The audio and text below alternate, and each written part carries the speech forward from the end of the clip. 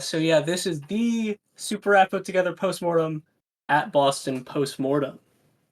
Uh, so yeah, I can just get into it. So first, what is Super Raft Boat Together?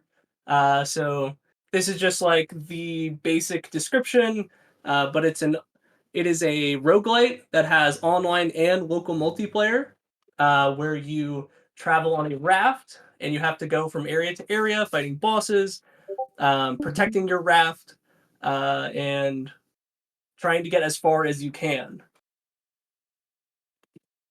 Shadow Journal Games is my company. We've published or developed multiple games, um, and yeah, this is my gaming company. And Brace Yourself Games. This is just I just grabbed this from the website, but Brace Yourself Games was our publisher for Super Raft Put Together. They've made Crypt of the Necrodancer, Cadence of Hyrule. They're working on Rift of the Necrodancer as their next big game. Okay, so we're gonna go all the way back because how did we arrive at Super Raft Together? Why did we make Super Raft Together? It all started with this game, Magnetic Terrain, back in 2017, which is like almost 7 years ago. This was the first Ludum Dare that I'd ever done. This was like I think this was like the month before I started Becker College. For a little bit of background, I have used Game Maker since I was a child. So I've always, wanted to do game development, done game development. So I had a little bit of background experience going into college. I later started using more Unity, and I kind of switched back to Game Maker later. But yeah, so this was made in Game Maker, and I worked on it for about 6 months post Jam as a side project. Um, and I guess, yeah, there's a funny story behind it. I took it to the Mass Digi Game Challenge, which I'm not sure if that exists anymore. And I presented this game, and I got a big reality check because they're, you know, making a game versus having knowledge about making game are very different things. And I feel like there are a lot of elements that I did not know about that I learned about by pitching it. Because I never really pitched a game before. I just made the games. So now having to actually explain to someone like how is this going to make money was something I really had not really considered. So I ended up canceling this game because after realizing, where it was actually at and what it would need to release, it just felt like it would take too long. So I just kind of canceled it. I also canceled some other games that I was working on for even longer on the side. I just decided, none of these games are gonna finish in a timely manner. I'd rather just work on something new at this point. So these are some other games that I worked on. Uh, Floaty Fighters was the big game. After I canceled other Shadow Journal games that I was working on, Floaty Fighters was like the main project I worked on. And after Floaty Fighters, I worked on Last Slice as the main project. So now we're kind of fast forwarding a bit to Super Rapo Classic. So this was made for Global Game Jam 2021. It was later released for free on Steam, Newgrounds, Itch, GX Games. We also did a 1.10 update with the Arctic Ocean, which had, new area, new enemies. We also added 3 new trinkets in that update.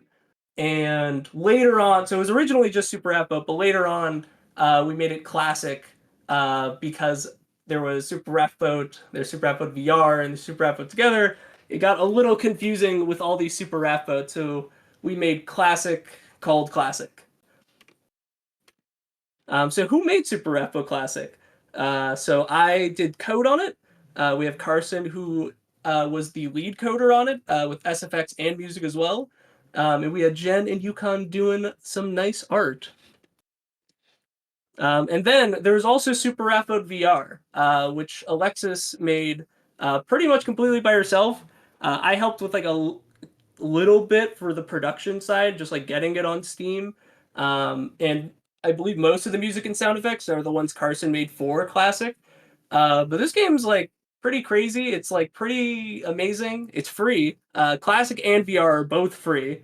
Um, and yeah, she just wanted to just see if she could make it. And then it was like, well, what if you did make this? And then it just became a full project.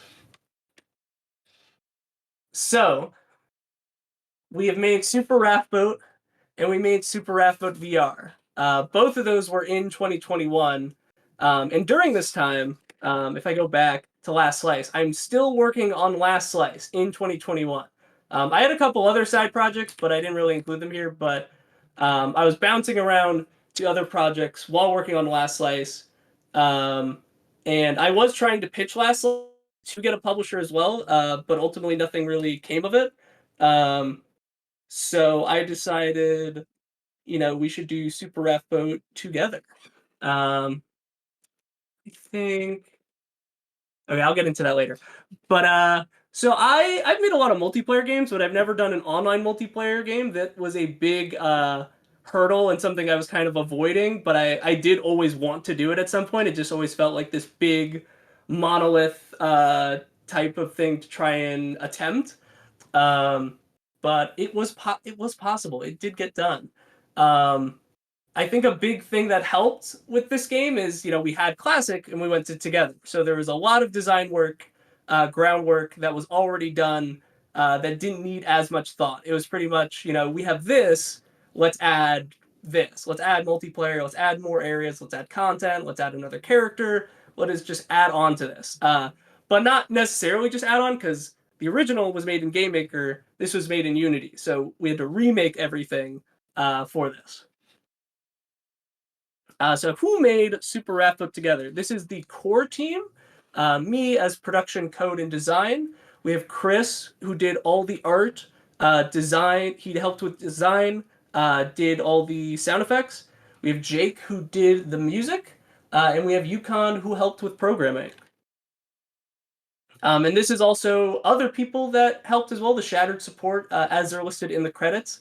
Jen made the logo, Gavin helped with some shaders, Carson, additional programming. I know the one big thing I remember asking him was like how the helping with the fish movement. I like couldn't get the fish movement right and together, and I needed his help because he uses more math when he codes, and I do not use as much math, so I needed his math help to get them moving the right way.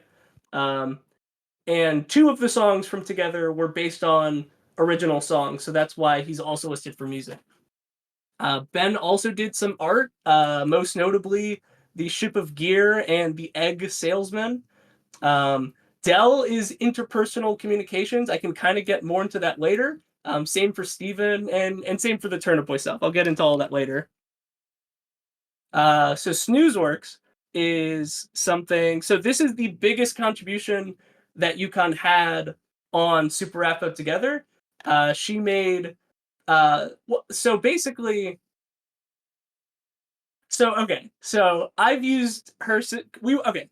Sorry. So we went to Becker together, and I've used some of her systems multiple times in past games. But it was only until I believe post Turnip Boy that she decided I'm going to make a package for all of these systems to make it easier to develop games in Unity when if I jump from project to project. Also, allowing me to use these systems. So this saved a lot of time in development. These are all systems that I didn't have to worry about that were already made, and that would have added much more time to development if I had to make all of these systems. So it was very cool to have Snoozeworks. Okay, so how did we do online multiplayer? We use Unity and also Mirror Networking, which is a plugin that works with Unity. I believe it also works with some other engines, but I believe Unity is the main engine that Mirror works with. Uh, Basically, you can do other setups, but the setup I did was one player is the host. Most of the server logic goes through the host. It's peer to peer. You can join off a friend. You can do public matchmaking, where if like I host a public lobby, it'll show up to everyone else so they can join. It's PVE, not PvP. So we didn't really have to worry about if someone's cheating. Like if someone cheats, it really only benefits you because they're helping you. Unless there are more malicious cheats that we're unaware of. But even so, it wouldn't be as big of a deal since like you're not losing to someone. Also, the Mirror Discord was very, very helpful in development. Whenever I had a problem that I just could not figure out, I would message, and I'd usually get a response from one of the top people there. And the person in Shattered support, Steven, is someone from the Mirror Discord that I contracted towards the end of development to kind of help with a lot of online optimization and bugs and just helping out with mirror stuff. Since he was one of the top mirror people, so that was really helpful. Um, so these are some stats from the pitch. We had over 300,000 users across multiple platforms for Super Raft Boat Classic Plus VR. We had a daily active user count of around 300. We have over 1,000 Discord members, mostly joining for Raft Boat content. And we were featured in the Game Maker Studio 2 Humble Bundle. So this is a very powerful slide. For pitching, because you're telling the pub like, hey, there is demand. I remember when I originally made this slide, I listed each one like Steam has this many and Newgrounds has this many, and I just combined it all into just like over 300,000. It feels very strong. Nowadays, that number would probably be over 500,000. But for the pitch, this is what it was at. Uh, is this not loading? Oh, I forgot I made it do that. So this was another slide in our pitch, fan art. So we had a Newgrounds fan art contest for Super Raft Boat, and it went really well. Like they made all this cool fan art. It makes it like easier to, I think, visualize as well for a pub. Like there's interest. You could see it more in action. You can visualize it a bit better. Um, and yeah, uh, the community. So this was another slide that was in our pitch deck. Everyone wants multiplayer. That's the daily leaderboard showing. Like there are people playing the daily. Videos, a bunch of stuff, basically saying there is demand. People want more. People mostly want multiplayer, but they want more wrap up stuff in general. So now pitching SRBT. So around the beginning of January, around the beginning of January in 2022, I started working on Raft Boat together. So I needed a pitch deck and a build of the game with online multiplayer because if I am pitching an online multiplayer game, it should probably have online multiplayer in the build. I don't think they would take my word that we'll just add that later. Um, so what I did was I made a list of over like 100 different pubs to email the pitch to. I think there's like an Allen's game dev spreadsheet that I found that someone sent me. So I just kind of sifted through and found like the applicable ones. Like some are mobile publishers, so not going to email them. I also categorized them, as I was sending them. Some were too much effort to pitch. Not a good reason. I don't know if I should recommend that, but some just ask for way more information than all the other ones. So it's like, maybe you could always circle back to those. Um, but how I actually ended up getting Brace Yourself was through direct contact at PAX East 2022. Um, we did go there with the intention to pitch to pubs, but I did not think that Brace Yourself was a publisher at the time because they were not publicly publishing at the time. So what actually happened was Dell, who's listed for interpersonal communications, was basically kind of very perfect, right time, right place. He heard that they were looking for games to publish, and he knew that I had a game ready to pitch, and he made that connection to get us with Brace Yourself. So SJG BYG. So what did they offer us? So obviously budget. We got a budget to make the game. So that way we could work 30 to 40 hour weeks on the game. Localization, we have multiple languages in the game that they outsource to a different company. QA testing. Very important, especially with online multiplayer, to make sure everything is working as well as it can. Marketing, obviously get the word out, can make the greatest game, but if no one knows that it exists, then who cares?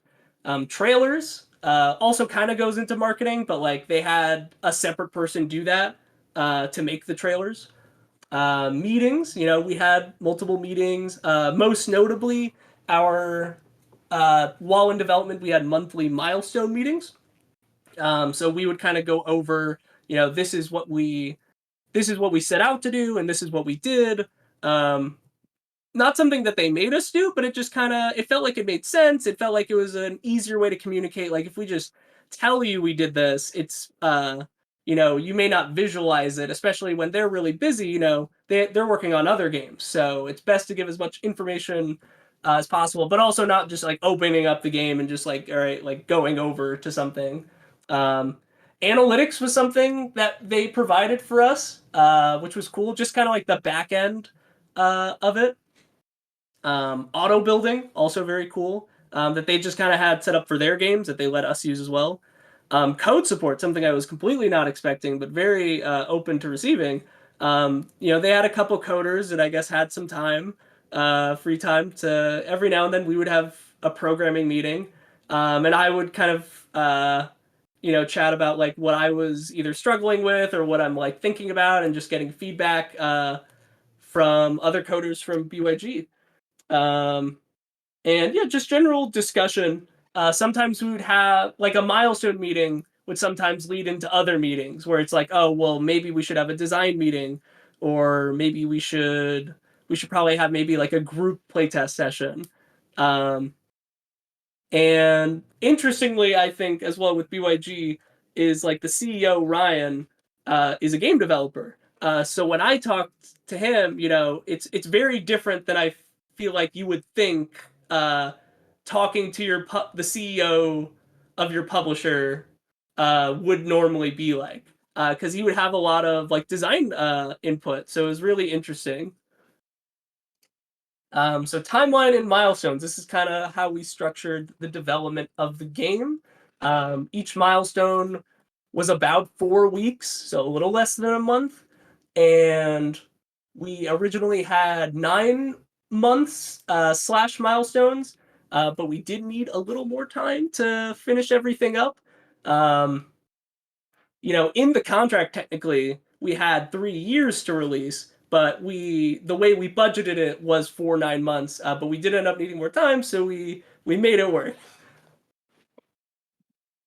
So now for a bunch of these slides, it says like M1 here. So this is a slide I took from the Milestone 1 presentation.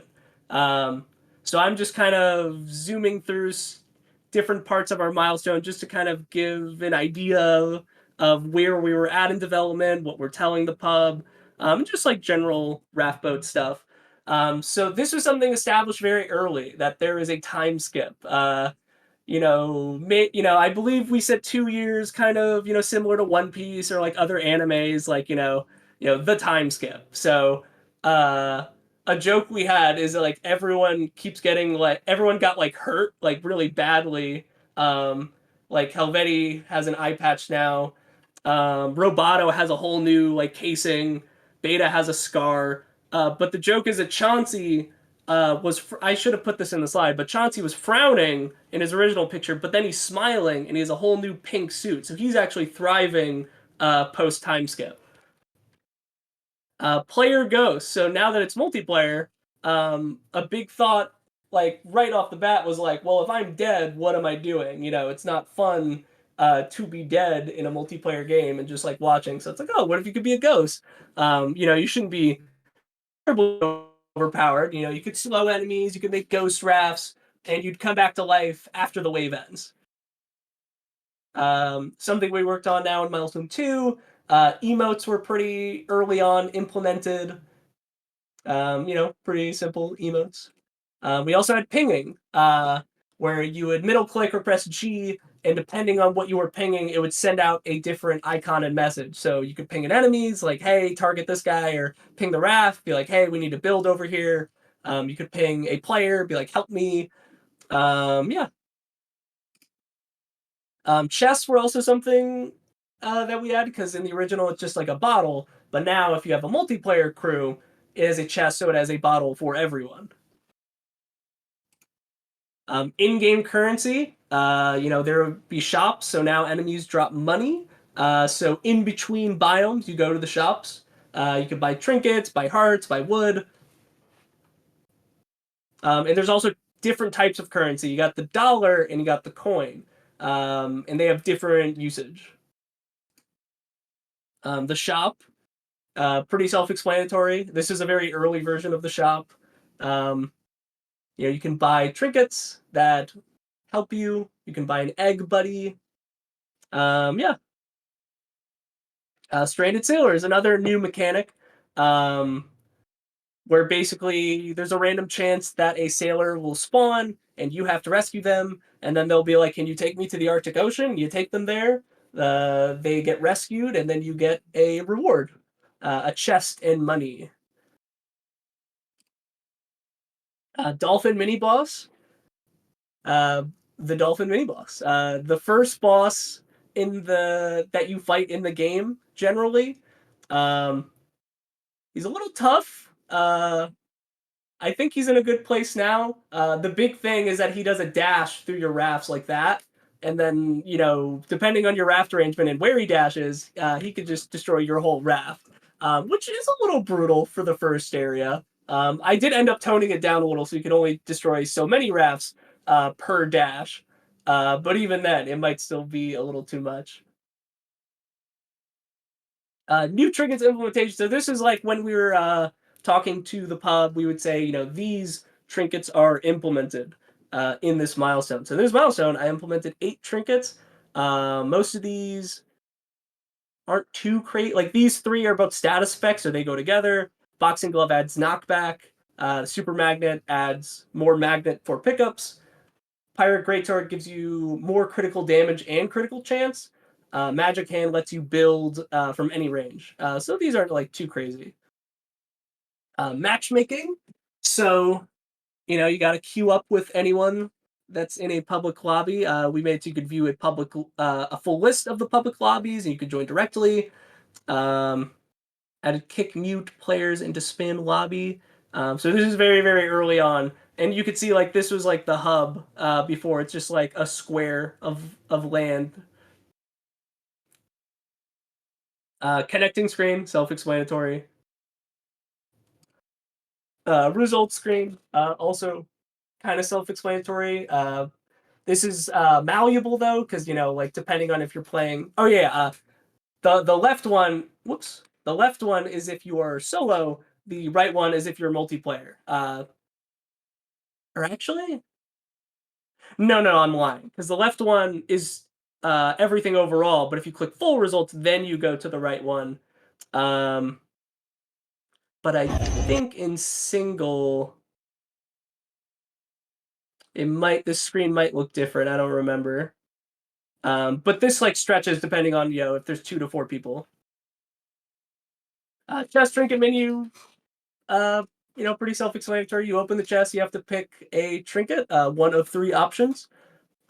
And this is milestone 6, so we're kind of far into development. I assume we had a screen before this, but this is like with like the actual art here.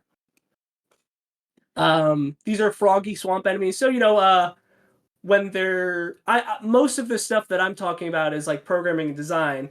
And I'm like obviously jumping around because including every single slide would be way too much. But this is when Chris did art, we put it in the presentation. Interesting to note though, because this is the Froggy Swamp, and this was not released until the last update post launch, almost a year after launch. Um, so a lot of things got done, but we didn't necessarily have the time to implement them right away. Also, this was around the time when we did make it Super Raft Boat Classic, and then we added this big wishlist button. So we get all those people playing Raft Boat Classic for free and say, hey, maybe pay for Raft Boat Together, wishlisted, and then when the game came out, we changed it to like just like get or check out or buy Raft Boat SRBT. So this is a slide that we had in a lot of our slides. You know, like after everything, it's like what's next.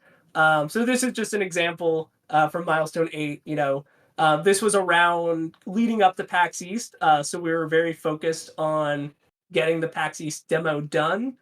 Um, and it's really funny because the next slide I have here is what did we not finish? Milestone 9. And most of the things listed from milestone 8 were not finished in 9. Usually we did get stuff done, but that was a pretty tough milestone. You know, like it says here at the end, PAX East and local multiplayer took all of our focus away from other tasks. Um, so local multiplayer was not a thing that we intended to put. It was not in the pitch. The pitch was for an online multiplayer game that you could also play solo. Um, but leading up to PAX, not like directly, like you know, PAX was definitely on the mind. You know, we met them at PAX, so it's like, oh, we're gonna be at the PAX booth with Brace Yourself. Um, and that was when it was brought up like we should probably have local multiplayer because I believe how the Brace Yourself booth was set up is they had about 16 or 20 setups. So, you know, and they have 5 or 6 other games, and every computer was equipped to change to different games. So if it only had online, we would have to take 4 computer slots for 4 people, versus if we have local, we could take 4 computers and have 16 people playing. What we ended up doing is local multiplayer, and we had 2 setups, so 8 people could be playing Raft Boat at the same time. Um, the only thing harder than making an online multiplayer game is adding local multiplayer into it after the fact. Um, in my opinion, this was really tough. It took a lot of time. Um, and but it does, you know, it works. I had to make, you know, not only, you know, online, well, it works with mirrors, right? So I had to make sure that mirror still works and is fine, and local isn't breaking anything. But also like here in the UI, like your trinkets are like here instead of in the top, and then this UI that is usually over here is moved here because that's where that guy's UI is now. And 3 and 4 would show up like here and here. The comp I was thinking while doing this was like Mario Party, like where your player's UI shows up. And then also like this right here, when you're in front of the items, it can't just show it in the bottom. It has to show it below your thing because you could be looking at something different from someone else. Um, so there are a lot of like small things that had to be considered to make local multiplayer work. Um, at the When I first implemented, there was actually a build where local and online worked together at the same time, except for a couple edge cases.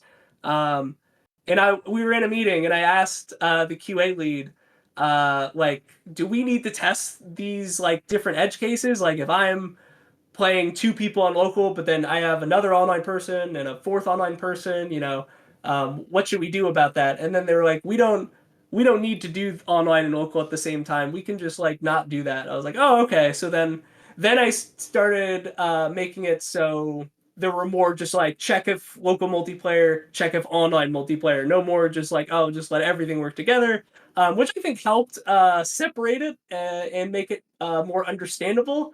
Um, but yeah, I just wanted to talk about local multiplayer because this was probably one of the toughest things that I had to do in development, other than, of course, online multiplayer. PAX East 2023. So this was, you know, a year after we had pitched the game.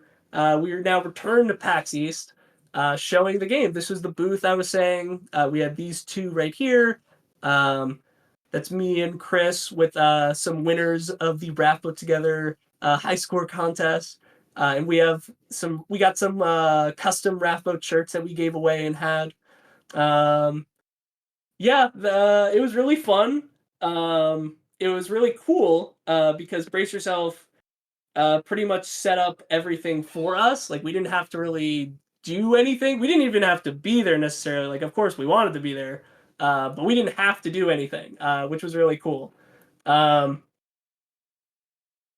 the game is pretty tough, and it was pretty easy to see when watching people play for the first time. And it's also a little it's a the game looks very cute and fun, but then you play it and it's very hard. So it kind of is misleading to an extent.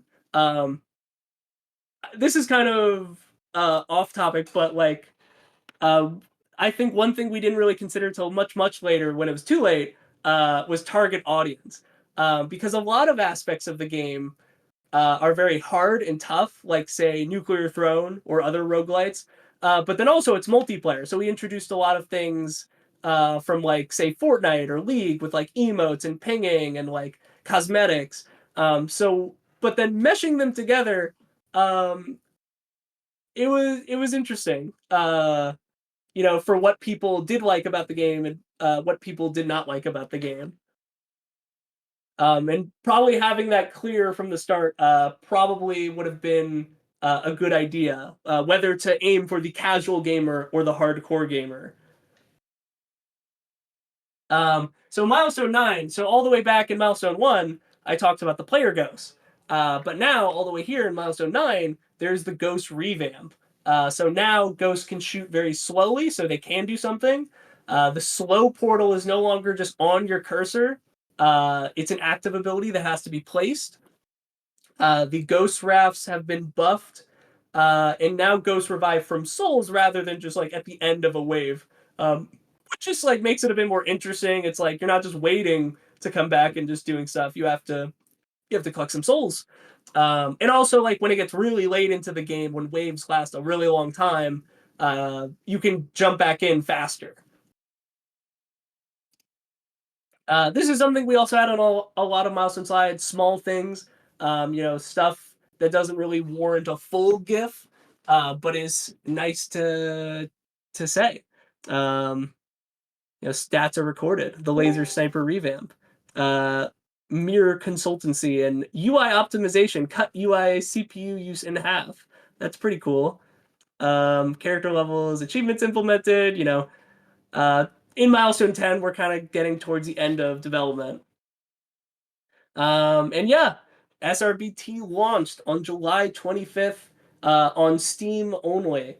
Um, it uses Steam with Mirror, um, so that's kind of why I didn't really even consider, or me and the pub never really considered putting it on other platforms like, say, like Itch or GOG, because it does kind of rely on Steam to do some online aspects.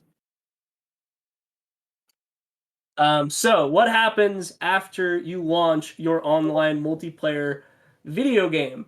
There will be a lot of bugs. Um, there are some pretty brutal bugs. I remember the unkillable enemy bug.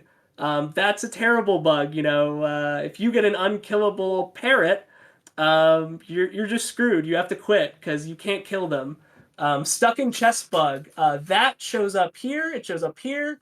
It shows up here, and I'm pretty sure it showed up past 1.1.0 as well, where basically like if you got in the chest at the same time as someone else, like you could both be put in the in chest state, but the chest would only return one of you out of the chest. So one of you is just stuck in a chest, but you're not in a chest.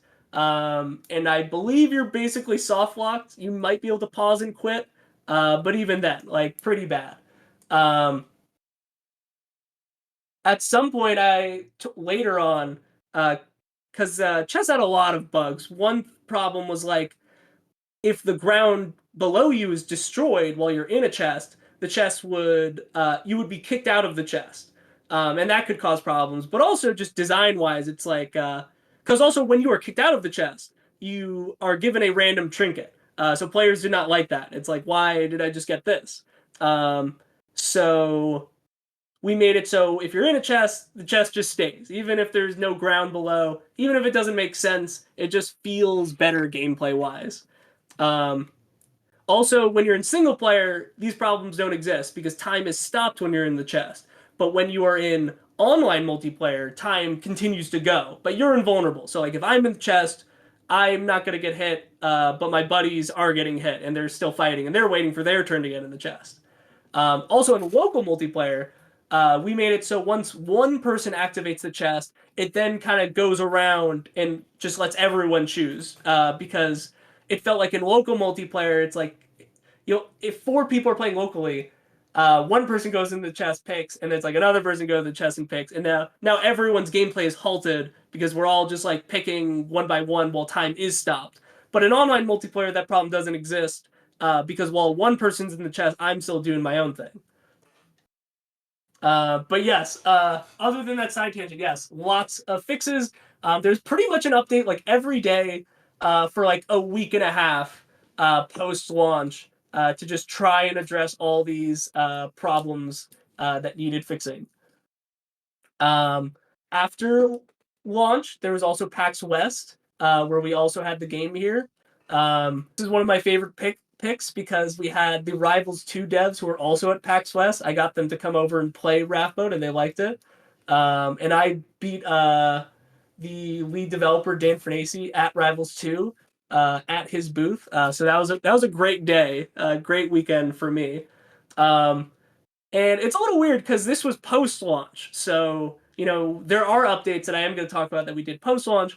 But, the game's already out. And, it was interesting to see people play the fully released game. No, like, we're still working on that, or we're going to add that. Like, sure, maybe we will. But now, this is the game.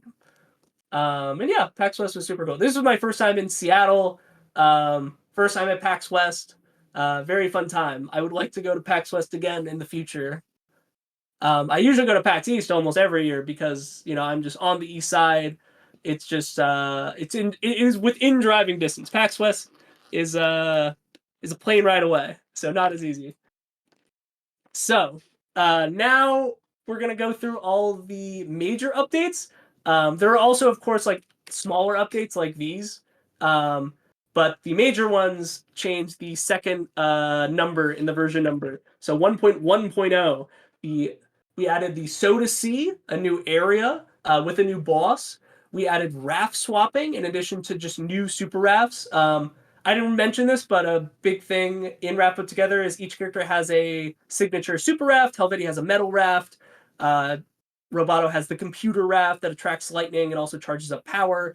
But it seems like that could be interesting. Why don't we add more super rafts and then you can go to and swap them out?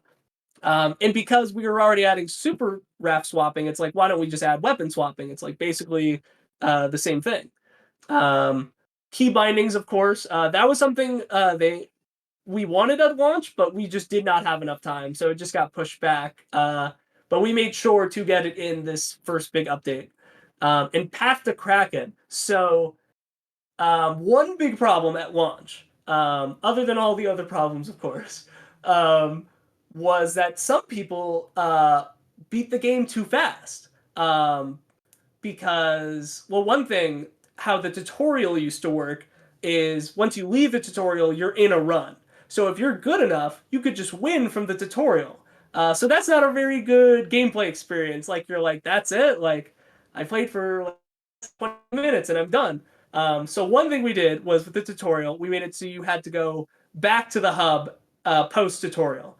We also made it even later that you could skip the tutorial. But either way, like the tutorial is separated from main gameplay.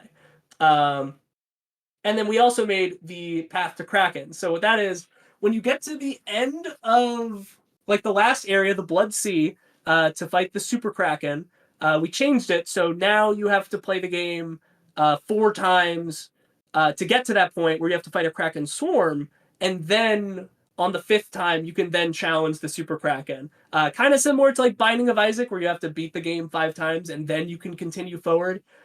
This way, making it so it's because the Super Kraken, especially in the trailer and everything, he's hyped up as the big bad. So we didn't want you seeing him so fast. So that's why we made the Path to Kraken. In 1.2.0, we added boss squads and lobby ghosts. So like here on the left, there's 2 otters. This was not something that was in before. And this would only happen post loop because this would be pretty tough. I don't know if I should probably explain that we have looping. You know, like you go from area 1, 2, 3, 4, 5, you beat area 5. Now you're on loop 1, area 1. So this is loop 1, area 1, Palm Waves, where you fight 2 otters. And it also goes up to trio and quartet.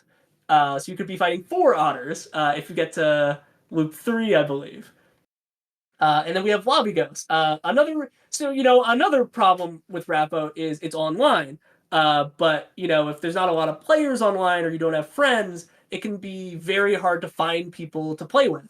Um, so one thing I tried to do was like, what about Lobby Ghost? So if someone is hosting a public lobby, you don't have to necessarily check on the lobby list or queue. You could just see it in the overworld, like this is a person playing, and you could join them. I'm not sure how effective it was, but I think it was pretty neat. I think it was pretty cool. I would have to ask around to see. Um, Also, Beta's power slide was added here. Just a small mechanic to like make Beta a little stronger. 3 new trinkets, and we also added the magnet raft. 1.3.0 was the Turnip Boy crossover update. So back with the Shattered support, Yukon and Jen provided the art for this update. We added the vegetable stew biome and the God Onion boss fight. Also the Turnip Boy mercenary and cat apple egg animal. And 4 new trinkets. And this was a very cool update. Like having all this Turnip Boy stuff in here, having God Onion, having he has most of the moves he has from the original Turnip Boy boss fight. And it's kind of like he's like fallen, like because he's like a god and he's like flying, but in this he's like fallen into the ocean and he's not as strong, I would assume. Um, and he is pretty tough though. Like towards the end of that GIF, when he gets lower health, he's shooting like 3 forks at you. These bombs destroy rafts pretty well. Um, but yeah, and then this was the last update. But also looking at the times, that came out July 25th. The first major update was in September. The next major update was in November, then December. So this was all still the launch year, but then it's almost half a year until 1.4.0. There was a lot of other things I was doing at the time. I worked on a couple other projects. One I can't really say too much about. Um, but I always intended to come back to finish this update. This adds the Froggy Swamp biome, the Crocodile boss, 2 variants of the Freezer boss fight. The Freezer boss, the art was completed all the way back in Milestone 2, but we just never had the time to implement them. But I did want him to get in because he's really cool. And he's from Magnetic Terrain. 4 new songs. So now we have the full soundtrack of 20 songs, and lots of other fixes, changes, polished balance. Um, so this is something as well that's not communicated in here that I do want to communicate is how the biome progression works in the game. So in the launch, uh, there's like the default biome, clear skies, rough waters, and then some have alternate biomes like Palm Waves, Arctic Ocean. And then some wouldn't have alternates, you only go there. So when we made 1.1.0, I was saying people are getting to the end too long. So we made the Kraken Path, but we also added the Soda Sea, but instead of making an alternate like we originally planned, we made it as an extension to make runs longer. Um, and I should say the original plan was for 3 and 4 to have Soda Sea and Froggy Swamp as their alternates. Um, and then in 1.3.0, we added Vegetable Stew, so we slotted that with Soda Sea. Soda Sea was really tough, and so is Vegetable Stew, so we just kind of bundled them together. But for the last update, we changed it back to 5 because a lot of people uh, did not really like that it was 6 biomes now because it just made runs feel much longer, especially like when you're looping because now it's like an extra biome every loop. So like making it more compact made it feel more full. There's no missing alternates here, and then this one has 3, which we didn't intend, but it turned out really cool. And then we added the freezer fight for electric flow, so that made it feel a bit more interesting now. Because before the default boss for Electric Flow and Arctic Ocean was the giant trout and the giant jellyfish, which are not as interesting. So we have the freezer and the electric freezer, which are much more cool. Just more patch note stuff, you know, lots of fixes. The patch notes would be very, very extensive. You know, balance, other, new content, tons and tons of things to let the players know what's been changed. We also released the soundtrack shortly after the 1.4.0 update. It's on Spotify. It's on most streaming places. If you want to check it out, Jake did a great job. And so what is next post Super Raft Boat Together? It's been over a year since Raft Boat Together was released. So what am I gonna do? Well, I'm gonna make more games. These four games were all made during game jams this year. In the top left is Phantom Comedy Theater, which was my first Game Maker game back into Game Maker, like post Raft Boat Together. Um, so it was made for Global Game Jam. The theme was Make Me Laugh. So I made this like weird game where you have to like help a comedian, and the crowd can sometimes be against him, so you have to manipulate the crowd to think the jokes are funny, using laugh energy. Um, then for Ludum Dare, the first Ludum Dare this year, I did Summon Island. The Robot Pirate Invasion was today, um, which is kind of like Vampire Survivors, but with tower defense mechanics. So you can like summon these summonings to help you out. But you have to defend this guy in the middle, and you can see on the mini map like all these enemies are coming towards you. Um, and then for the other Ludum Dare this year, I'd made this game. Whoops, I made this game Digital Shape Garden. I didn't fully finish it. The idea was like a mini Chow Garden Tamagotchi type game. And I may come back to all these games. But Digital Shape Garden was definitely the one that is the least developed out of these. Um, and then this is Seda, which I did for a game jam, a game maker game jam at Gumbo in New York. It was the first game maker jam in New York, and we actually won the jam, so that was super cool. I worked with a team that I never worked with that were all from New York. I'm from Jersey, so I had to bus and subway in each day to get there.